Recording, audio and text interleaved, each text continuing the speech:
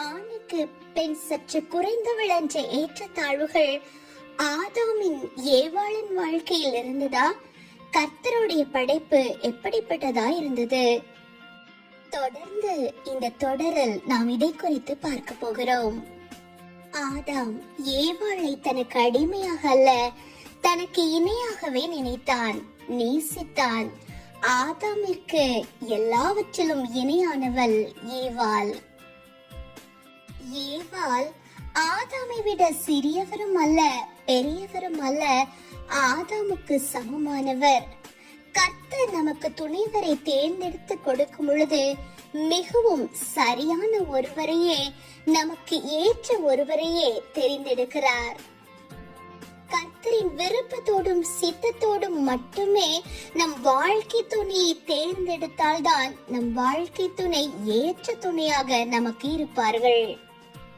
ஆதாமும் ஏவாளும் இருவர் அல்ல, அவர்கள் ஒரே மாம்சமாய் இருந்தார்கள். கணவன்மார்களே, உங்களுக்கான ஒரு சிறிய செய்தி. உங்கள் மனைவியை எப்பொழுதும் மதிக்க கற்றுக்கொள்ளுங்கள். உங்கள் பெற்றோரை மதிப்பது போல, உங்கள் பெற்றோரை கௌரவத்தோடு நடத்துவது போல உங்கள் மனைவியையும் நடத்துங்கள். அவர்களின் ஆலோசனைகளை கருத்தில் கொள்ளுங்கள். அவர்களுக்கும் அவர்கள் எண்ணங்களுக்கும் மதிப்பு கொடுங்கள். மனைவியை உங்கள் வாய்மொழியினால் பாராட்டுங்கள். உங்கள் வேலை, தொழில், நண்பர்கள், பொழுதுபோக்குகள் இதற்குரிய முக்கியத்துவத்தை இன்றைக்கு அதிகம் காட்டி மனைவியை அதிகம் கண்டு கொள்ளாமல் இருக்கிறீர்களா? இந்த உலக காரியங்களுக்கு முன்னுரிமை கொடுப்பதை நிறுத்திவிட்டு உங்களுக்குள் ஒரே மாம்சமாய் வாழ்ந்து கொண்டிருக்கும் மனைவியை நேசியுங்கள்.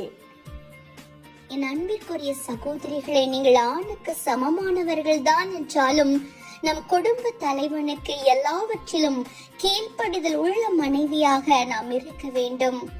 நம்முடைய செயல்களே அவர்களுக்குள் நம் மதிப்பை கூட்டுகிறது. நம் பேச்சிலும் நம் நம்பிக்கையிலும் கவனமாக இருங்கள்.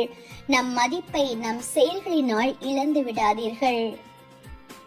என் அன்பிற்குரியவர்களே, ஆதாமை காட்டிலும் ஏவாள் வித்தியாசமானவளாய் காணப்பட்டாள். ஏன் வித்தியாசமானவள் என்று சொல்லி அடுத்த தொடரில் நாம் பார்க்கலாம். கர்த்தர் உங்களை ஆசீர்வதிப்பாராக.